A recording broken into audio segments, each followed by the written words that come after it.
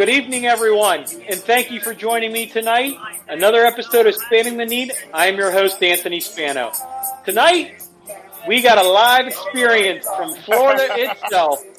My guest, Terrill Vidale, entrepreneur and president and CEO of Too Deep Entertainment, a sports agent. I can go on and on about this gentleman. Today, we're going to be talking about life and his journey. And it's great to have you, T.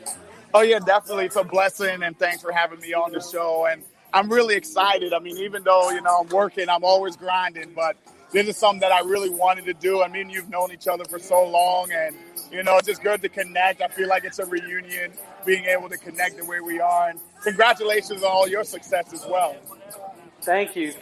I appreciate that, and it's funny because we were just, before we got on the air, we were talking about the charity basketball game called the Game of Hope for the Hope Foundation of Mahoning Valley. Now, I know I can't play basketball in that intense anymore. Can you? No, actually, I work so much, and I want to get back out there, and I want to start working and playing basketball again and things like that. But to play on that high level, you gotta be able to practice. And I'm an old man now, Tony. I'm an old man. Well, you're not that old. You went to school with my wife. My wife's young. I'm an old man. These are old bones, man. I got a lot of miles on these legs, man. A lot of miles. Oh, I got a lot. Yeah, I know exactly what you mean. Well, let's start out, and maybe not many people know. Tell us a little bit about you and how you got started and how you got to where you are now. Talk about your journey, and we'll start from there. Oh, yeah, definitely. And, a lot of people don't understand that, really me personally and the way how things all plays out in life, everything happens for a reason. And that's the thing, what I really believe, that God, everything happened in my life the way it was supposed to, so I can be at where I'm at today. So for me, I was born in Charlotte, North Carolina. Then I moved to Trinidad and Tobago, where I lived the first 13 years of my life. And, being down and living overseas, it taught me a whole lot because, the systems overseas is totally different than the systems in America. So, I had a lot of fun overseas, but then my mom actually went to YSU, and that's what got us to Youngstown, is because she went to Youngstown State for social work. So my mom, when she came over to America, she had a student visa and not a work visa. My mom and dad got a divorce. All the kids came live with my mom. And like I said, she had a student visa and not a work visa. So she was doing work study on campus, but she couldn't afford, all four kids, my older brother, Tim, and my two younger sisters, Kimberly and CL. So with that being said, we went ahead and, moved into a program what's called the Beatitude House. Basically, it's a homeless shelter for mothers and their children. So we lived in that program for 3 years. And, I'm really blessed that it has programs out there like the Partner Youth at the YMCA, the Central YMCA, where that's where I learned basketball. That's what I learned, like we were talking about. At 13, I was sweeping floors, doing the different things, reffing games, things like that at the YMCA. And, and really, I always came up where I was never the smartest, I was never the brightest. But my biggest thing was, if I worked hard enough and I dedicated and put a massive amount of effort in whatever it is that I'm doing, that I would eventually get successful, because I always look at this is the worst I'm ever going to be. So when I was 13, I always told myself that's the worst I'm ever going to be. When I was 14, 18, 21, 25, I always tried to be better, and that's the worst that I'm going to be. So from there on, I went to school. I had some friends that went to school that really got heavily into the entertainment business. I actually grew up, I wanted to be a pilot growing up. So I wanted to go to Embry-Riddle to learn aviation. But that didn't really work out because I didn't have any money to pay for school. So I needed a scholarship to go to school. But the thing is, aviation school didn't have athletic scholarships. So that's how I ended up, going to school and playing basketball, things of that nature. And then I went into the workforce. I went to school for business and accounting. And I went to work at a bank, a National City Bank, which is now PNC. Then from National City, when it got sold to PNC, I was young. They had no seniority, so I went to work at American International Group, worked there for a while, and then from there, one of my friends got into the music business, and the rest is history. Where it was fun, and I loved entertainment. I loved it. It's something that I've always wanted to do. But the thing was that I wanted to go into business side of things. So I'm not a singer, but I know how to recognize good talent. I know I have a good ear for good talent. So that's something that I knew that I could do. So I just went into business side, and I started Too Deep Entertainment August 22nd of 2013. And it's crazy that I've been in business over 7 years now. And then from there, it was spin-offs because I needed a place to house my company. So then that's when Too Deep Estates was birthed. And then GAI, which is God and I. So pretty much everything that I do surrounds God. God really changed my life. And I really believe that everything happened in my life when my mom and dad got divorced. That's what helped me, to have a good marriage. I mean, I'm married now for 2 years, and I love it. And, I worked hard. I came from very humble beginning. Had a homeless shelter with my mom. And, I said I'm never going to be there again. I'm never going to go back. And that's really my drive. And that's what's really helped me, because I'm able to communicate with people from every level.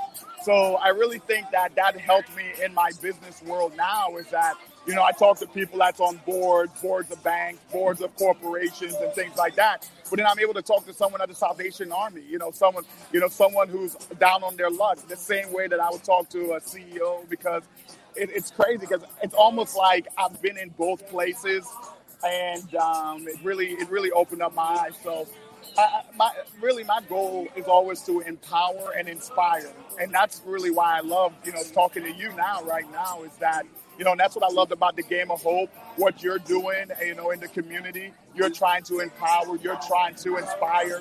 And that's why, this is really, I took this interview and this time very seriously. And I appreciate your time, because this is what it's about. We need to tell people that, hey, there is still hope. You can do it.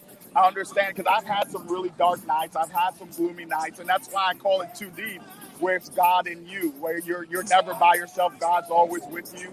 And I think you kind of hit it, that inspire the uninspired. Amen.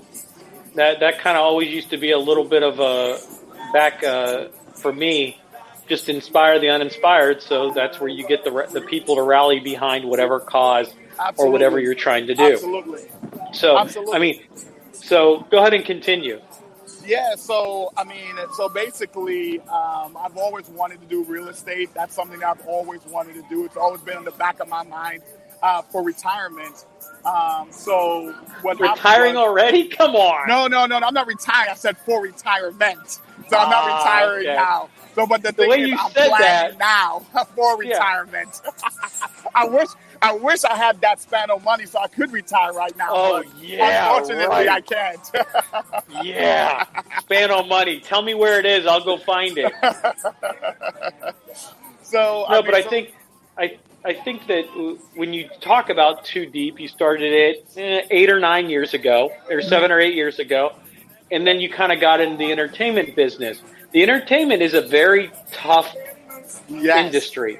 Very. So tell us how you kind of broke the barriers and really got it going. Yeah, absolutely. It's a good question. So with me, I feel like you have to be good with people, and you got to be good with numbers. That's really what it is that entertainment is a people's business. So if you're able to connect with people and meet people where they are, and that's really what it's about, is because at the end of the day, entertainment is a gathering of people. So, and if you're able to connect with a large group of people and be able to give them something that they desire, that gives them some type of enrichment in their life, then they would want to come. So that's where I started the Gospel Fest.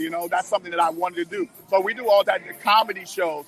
I love having people go to a place and having an escape from, maybe they're having a situation in their life, but for that 2 hours while they're at that event, it's an escape. So I think that's really how I broke into the industry, is that, my background, really just being able to connect with different people and connecting the dots, listening to what people like, listening to people, some of the things that they want to do, and how they want to participate. And I really just try to figure out how do I make that happen. And I call myself like I'm a puzzle maker, where you have all these pieces of puzzles and I want to go ahead and create this masterpiece called an event.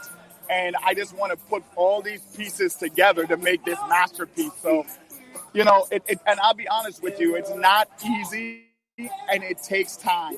When I started back in 2013, I thought I'd be at where I'm at 7 years later, going on 8 years in my second year. So I was naive. I don't want to say I was dumb, but at the same time, I beat myself up. But at the end of the day, God has you where you're supposed to be. So it started out very slow, and you can't give up. You got to keep pushing forward.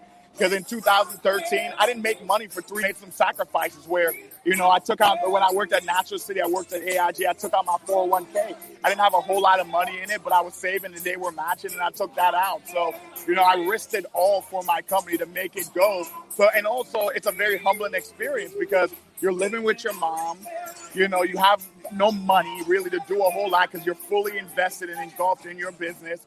And sometimes that's what it's going to take for you to get to that level. So to be honest with you, some people are willing to do it. Some people aren't willing to do it. And it's not for everyone. Sorry about that.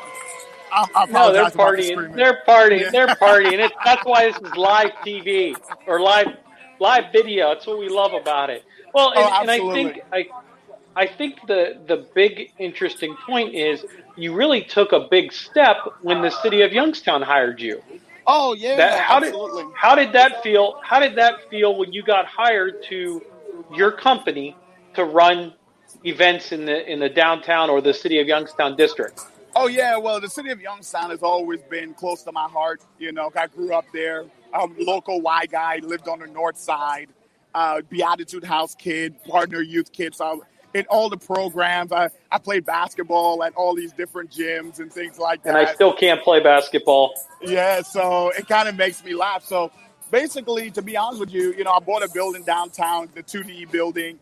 And, I wanted to show that reinvestment into the city and reinvest in where you believe in and things like that. And, to be honest with you, it was a dream come true. It's something that I've always wanted to do, and I wanted to bring people together.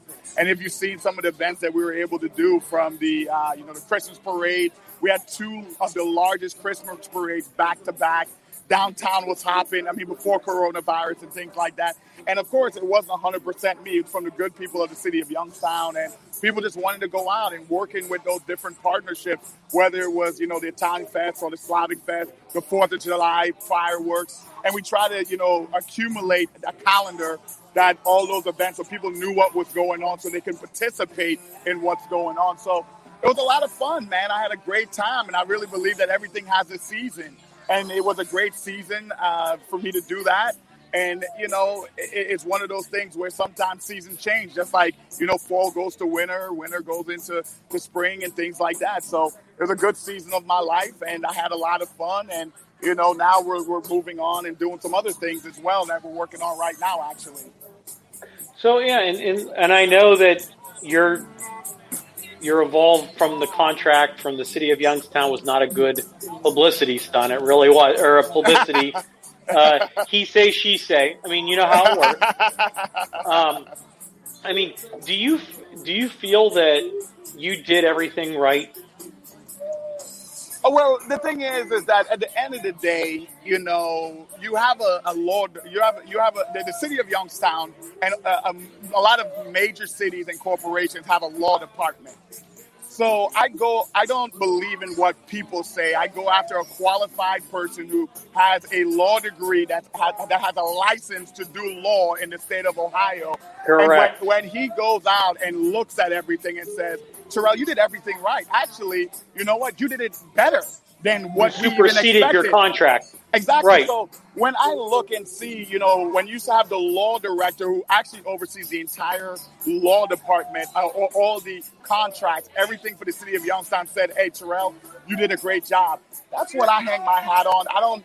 I don't get into all the politics. Everybody's trying to do self-promotion and, and at the end of the day, it's one of those type of deals where, I promote positivity and,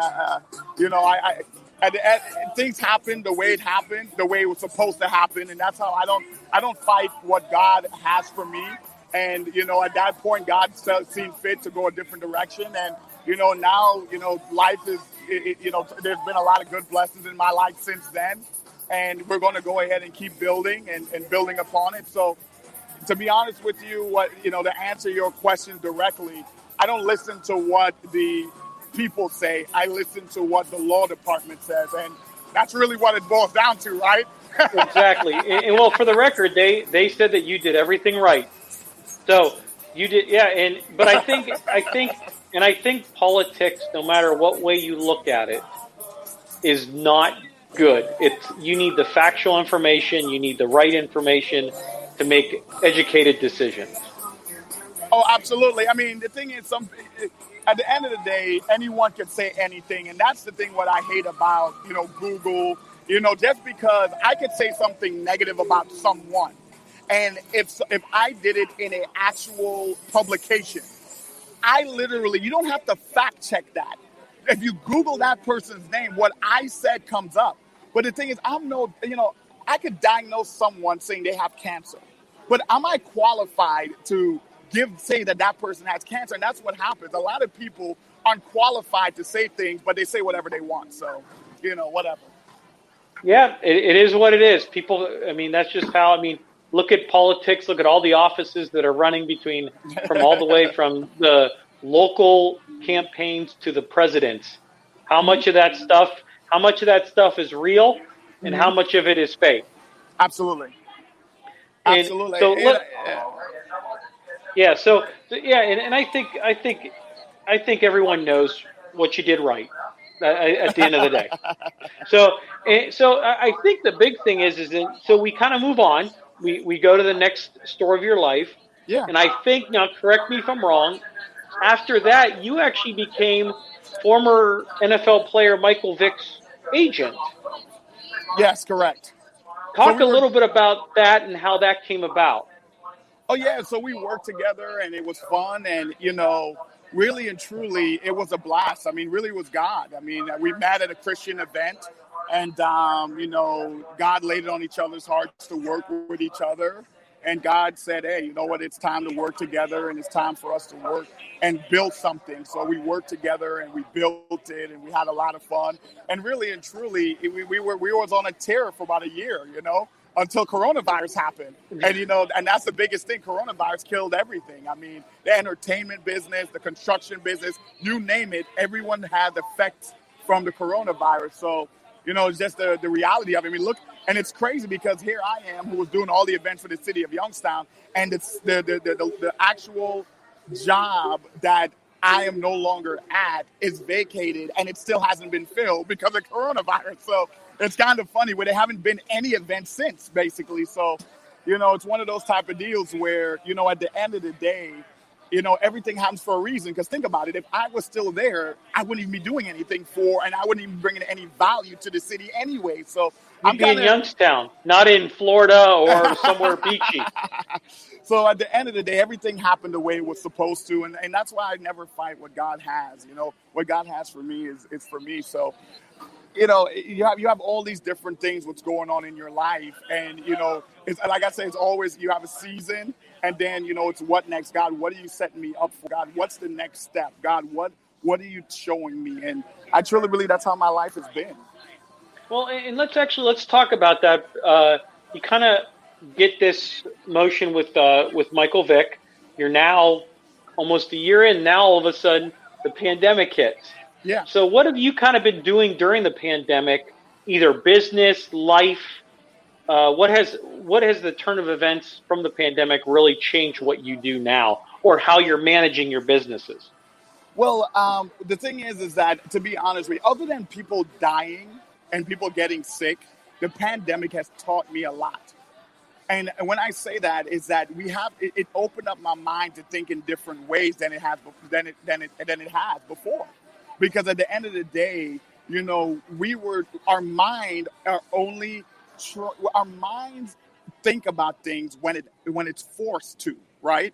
So if we've been doing one thing for a long period of time, normally we don't go deviate from that because this is what our mind thinks of. And our mind Black is and white. trained. Exactly. Our mind is trained to stay away from danger, right? So the thing is that I wish. well, the body doesn't want to hurt itself. So basically, to be honest with you, what I pretty much started a whole new career in real estate. I mean, that's something that I've always wanted to do, like I shared with you, prior to, now in our conversation is, I went out and I started doing real estate, and I really started focusing on building that real estate portfolio and building that for the future, for retirement, right? So, 10, 15, 20 years from now, when I look at retiring, I want to Or 5. As your wife would probably want, 5 years. Yeah, hey, let me put it like this. From your mouth to God's ears, bro. I pray to God that that I'm able to do it in 5. But the thing is, to be honest with you, I don't really put... I try my best to set goals, and these are 3 of my goals that I've set for myself now.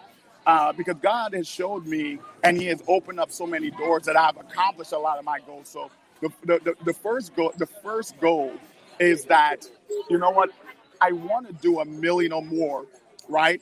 $1 million or more.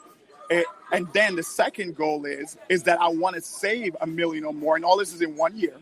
And the third goal is I want to give away over $1 million or more.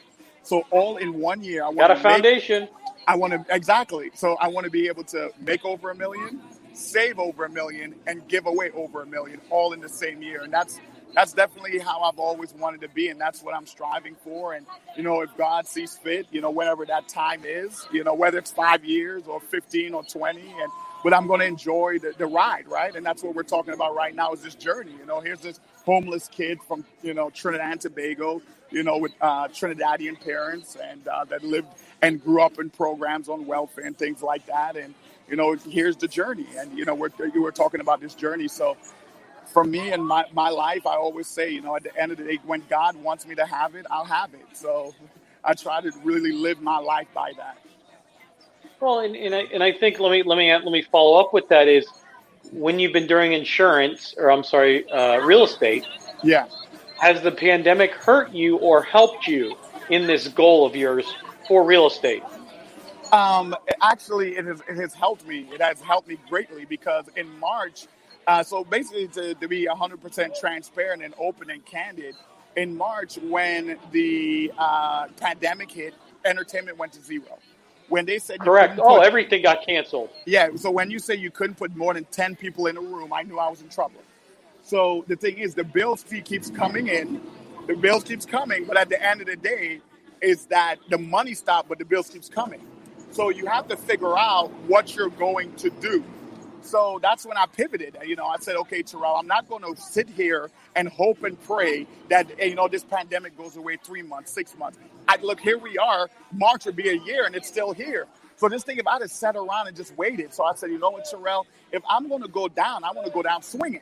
So I said, well, what is something that I've always wanted to do? And it's been real estate. So I said, you know what? I'm going to devote all my time into doing that and starting a whole new career. So we went out and, we started building that portfolio of, commercial and residential real estate. And, and here we are now, 6 months later, 7 months later, we started in March. And now here we are 7 months later. And we have a really good portfolio of real estate. And, and now here's entertainment starting to trickle back in. And, it's just going to make us stronger for the future. So to be honest, I seen where it was going, and I seen the trend of entertainment. And I said to myself, you have to do something different. And I pivoted, and, here we are. Well, and you look like you're doing well at it, and you're having fun wherever you are. Well, I truly believe that you got to have fun because I had fun cleaning toilets. I had fun raking leaves, cutting grass, washing cars. I've always done all of those jobs, and that's the thing. People think that I've been a CEO and I've, done all these crazy things and, all this stuff. But in reality, I'm the guy that was sweeping floors at the Y. That's who I was. A lot of the people know me as that. And, that's why I come from a place of humility. I try to lead by example, and I believe you have to have an attitude of gratitude. So, I'm never going to be, some big, I'm always going to have time to talk to whoever. I'm always going to have time because I want to reach back and pull up. Because a lot of times what happens in life, a lot of people they're always trying to destroy and beat down. And I always say this to my mentees, is that, with my mentees, it's a lot easier to destroy something. Anyone could take a hammer and beat something down and tear it up. But not a lot of us could actually create, architect, and actually build something up. So everyone could knock something down and destroy something, but very few can actually build something. So I always say, which one you want to be. Do you want to be with the masses, or you want to be with the very few? So, and that's how I want to live my life. I want to build people up, and I want to promote people. I want to inspire people. I want to empower people. And I want to figure out ways how they can, become what God wants them to be. So that's something that has been really close to my heart. Well, and I think so. So we're now at that point with the pandemic, and we're hopefully moving forward out of this pandemic. We don't know. I mean, some people say it'll be the end of the year. Some people say it'll be spring of 2020 or 2021. Yep. And then some people will say it'll be done on November 4th. Right, exactly. So we talk about that. What are some of the lessons you've learned? You talked a little bit about that you've learned a lot of stuff during pandemic. What are some of the lessons that you've learned during this pandemic? Yeah, I'm coming. Yeah, so the thing is, a lot of the times, a lot of the things that I've personally learned during the pandemic is that you have to be ready for anything. Because at the end of the day, I always say, be ready for war in the time of peace. So if you have to be ready for war in the time of peace, me personally, how old was I? 23 at the time, 24 at the time. When I said that from AIG, what happened is that I didn't have any seniority. So when all this stuff happened, back in 2008, a ton of people lost their jobs. The financial crisis. Remember, I went to school for business and accounting, finance. So I was at a bank that no longer exists because of this. Then I went to AIG. Then I got laid off because of that. So all those things taught me that, you know what, Terrill, you have to be ready for anything. So that taught me, and that's when I was able to say, you know what, Terrill, you have to go out and be able to build something to go the distance. You have to have a foundation to go the distance. So, really and truly, me personally, I have, and I'm not saying this to brag, because there's a lot of hard people in hardships. But at the end of the day, I was prepared for something like this. So my life did not change because of the pandemic. So I was still able to live my life. I have not taken any deferments whatsoever. I paid every bill. So every bill, doesn't matter personal or business, has been paid perfect. It's because at the end of the day, I knew that everything's not perfect. My life hasn't been perfect. Business is not perfect. So I knew that eventually something was going to happen. I just didn't know it was going to be a global pandemic that would take my business to zero. I did not know that. But go ahead. No. What I would also say this is that it opened up and gave me time to create something I wanted to do, which is real estate. So now I was able to pivot and get into something and build something, because at the end of the day, if entertainment was here, I would have no time to do real estate. My real estate holding company wouldn't have anything because I wouldn't have the time. So really and truly, other than people dying and getting sick, I was able to have the time to actually focus on building that real estate. Also, I had time to spend time with my wife. I work a ton. I travel a ton. So, for us to sit down and have breakfast, lunch, and dinner for weeks, that has never happened since I've met her. And we've been married for 2 years. We've been together 10 years. She probably wants to say, when are you leaving? So I can have the house to myself. You know how that works. It's like, exactly. Yeah. And that's some good thing. Well, let me ask you this: is we talk about how humbled you were. We know there are a lot of businesses hurting right now. Either they're going to close, they're on the brink of closing. What advice can you give entrepreneurs out there that may help them during this pandemic, or any advice at all? Mm-hmm. Okay, that's fine. Yeah, so my biggest thing is, and my advice to be honest with you is hang in there. Better days are to come. Yeah, work with it. Try to figure out a way to try to make it work, and try to figure out ways to sustain. And that's something that I truly believe is important. Is trying to figure out ways to sustain and try to figure out ways to make things better. So I'll be honest, it's going to be difficult. I would say cut all the expenses, and that's what anything that you don't need, cut it. It doesn't, and I know that that's painful and it hurts, but for you to have sustainability for tomorrow, you know what? And this is another thing. A lot of people, there's needs and there's wants, and a lot of people think they need something, but it's really a want. So figure out what you need and then cut all the wants, if that makes sense. It does. It does. And I think that gives a good point, because right now there are people still in food lines, still laid off, still just making ends meet, and we're just going through this pandemic, and there's a variety of stuff going on across the board.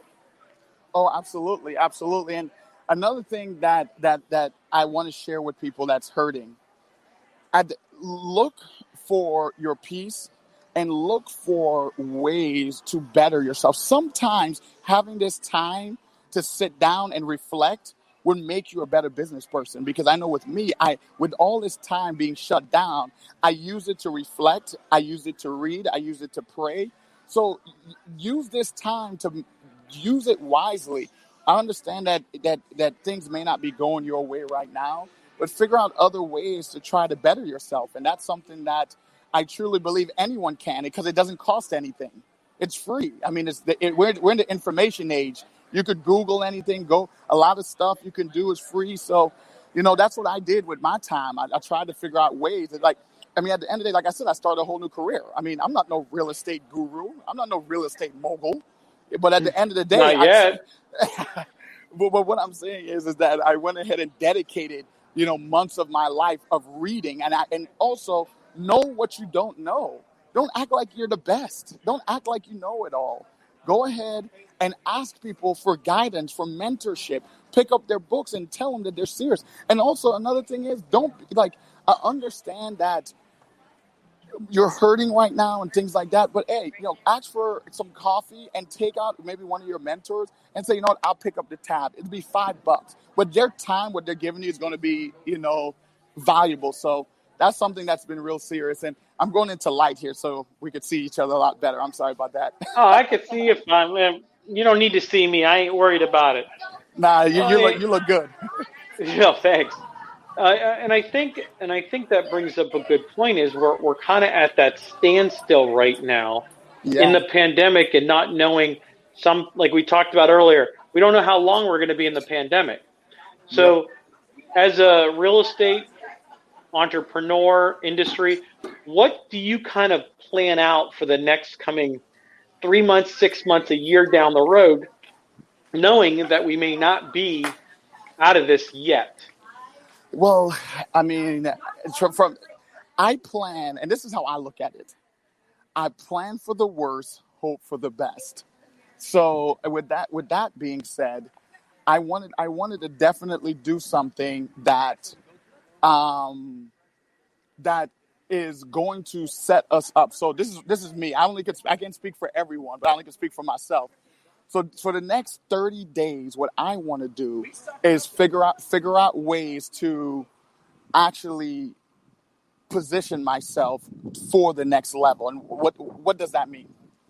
You want to go out and you want to reflect on, okay, where's everything at? Because a lot of times when people are moving around and doing certain things, they don't even know where everything is, and because they're moving so fast. So sometimes you have to slow yourself down and say, okay, what do I own?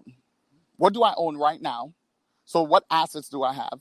Then you have to say, okay, what liabilities do I have? And then, okay, here's my assets, here are my liabilities. These are my goals. Now, what can I do to accomplish these goals with my assets and liabilities? And that's kind of something that I'm looking at, is saying, okay, I have building 1, right? So which I'm going to speak from experience. I had my building downtown.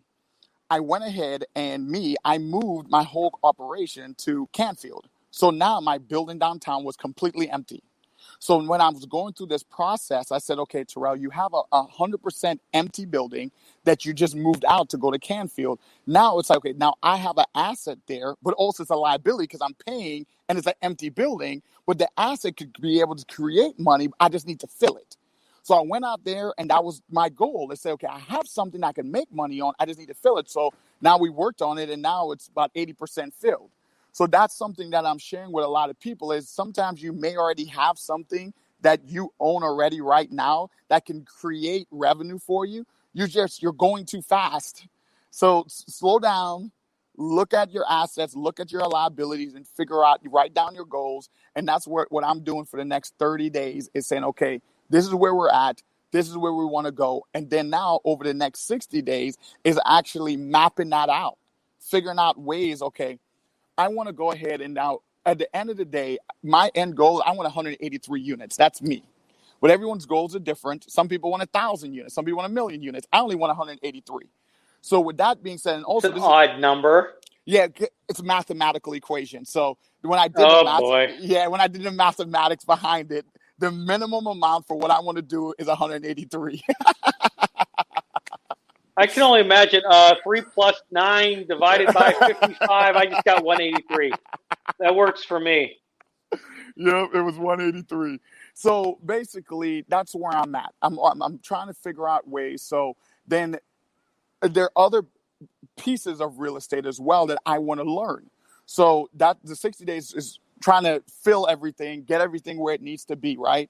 So then I want to learn a new trade in the real estate business. I'm not going to start it because a lot of people, they get into it, the lack of knowledge. So with me, I want to eventually start flipping.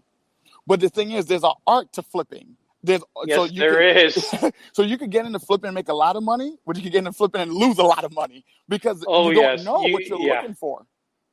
So, so what I want to do is take that next 60 days, next 90 days, 3 months, and understand what is flipping. What do I need to learn? How do I need to learn it? And then also, I want to also get with someone that's doing it on a high level and learn from them. And that's the thing about it, where I'm not taking anything from them. I just want to say, okay, why are you looking at this house? What are the ups? What are the upsides? What are the downsides? Why this one? Why this one here? So those are all questions that I want to ask and develop. So, that's me, but everyone's different. You may say, you know what, man, I have job A right now.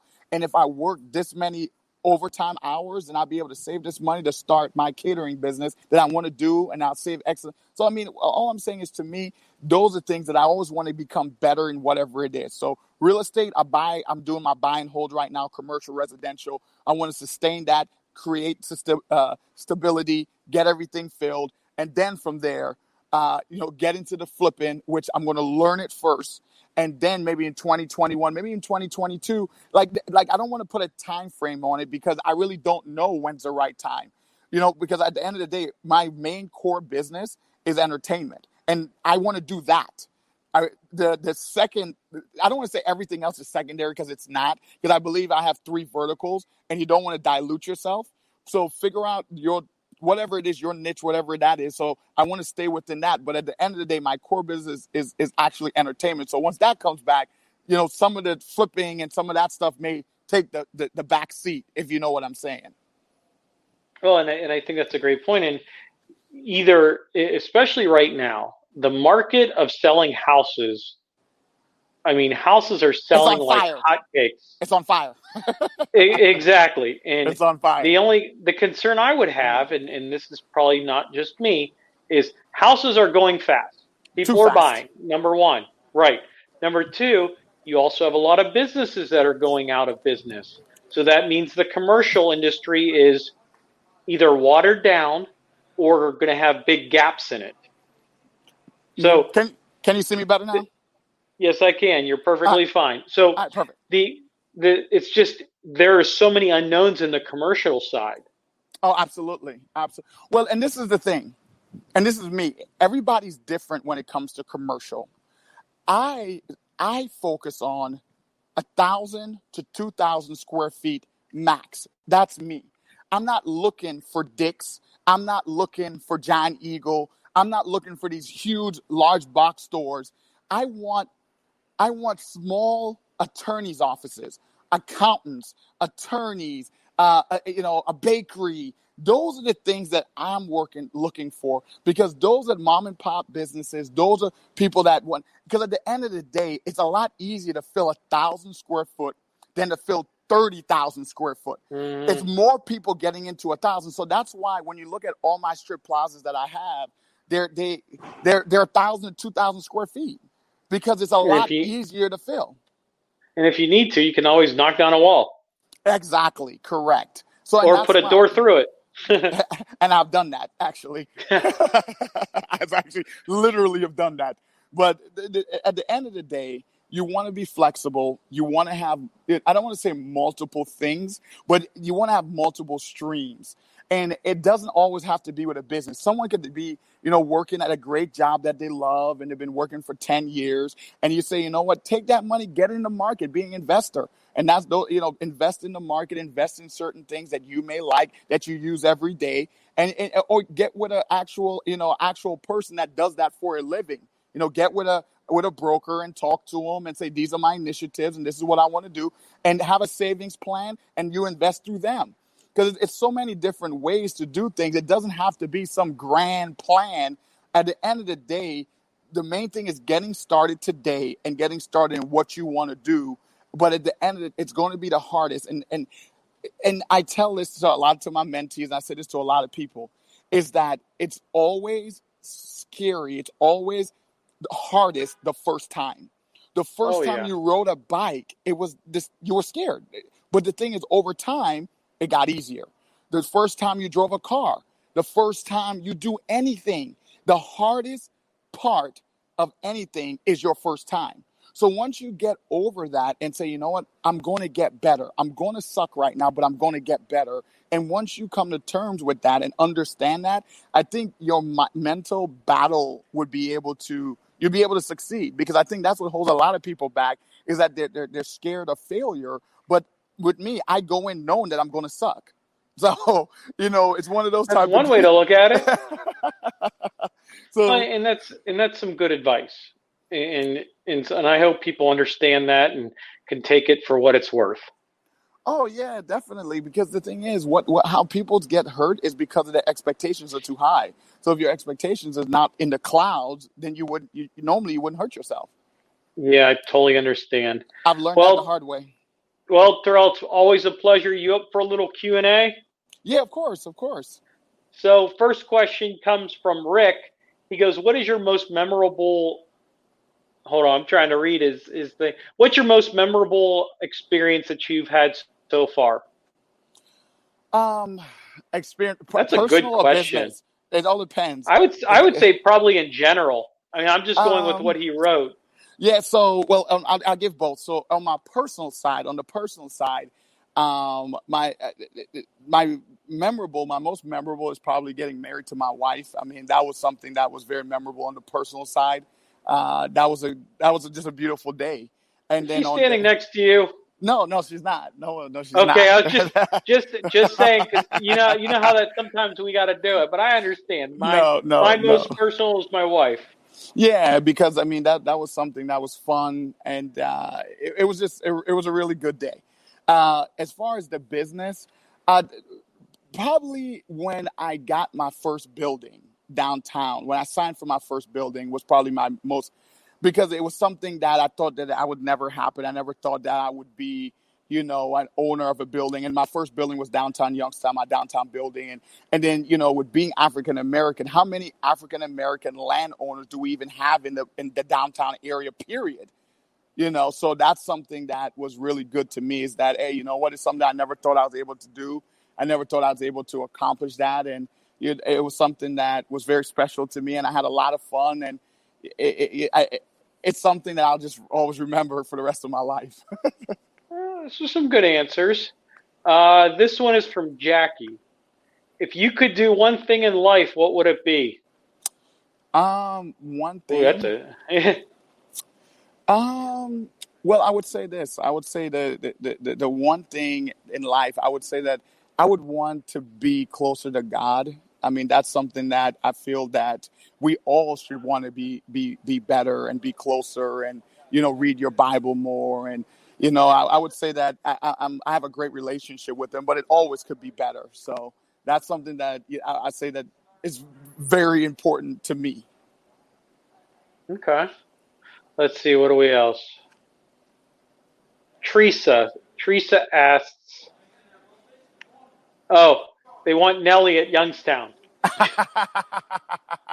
not a question. That's a statement. After the pandemic, we could take a look at some things, because I have some ideas that I want to do and create and cultivate, and I'm working on some things behind closed doors. So it's possible, but really and truly we just don't know when. So Well, I appreciate that. Yeah. And I think with the amphitheater, it gives a little bit more diversity in what events can be brought to downtown Youngstown. Oh, absolutely. Absolutely. So, but Terrill, stay on. But thank you for coming on. I appreciate it wherever you are right now. But I appreciate you coming on. It's always a pleasure. I know you're busy, and I thank you for taking time out of your schedule. Oh, absolutely. I mean, I appreciate you for allowing me to come on your show, and congratulations. I mean, working on season 3, you're in season 2 now. And I mean, that's just so exciting, man. And that's that's what's really exciting. You started with 1 episode and now here you are, I got like 30 some under my belt, and I think Exactly. I should have like 50 by Christmas. But I mean, as we grow, the podcast will grow, and we'll get people on that we are influential, factual, and getting the right people on for the right occasions, telling those heartfelt stories, those journeys that normally aren't talked about or even looked at, so that it can help other people, especially with what we're going through right now. Amen. And that's something that I appreciate you doing, because everyone needs empowerment and inspiration, especially right now. I agree. You're always welcome on my show, and we hope to have you back in the future for an update and giving us what's going on in your life down the road. Thank you, everyone, for joining us tonight. Check out podcasts, interviews, and videos at anthonyvspano.com. Be safe and God bless. Be blessed.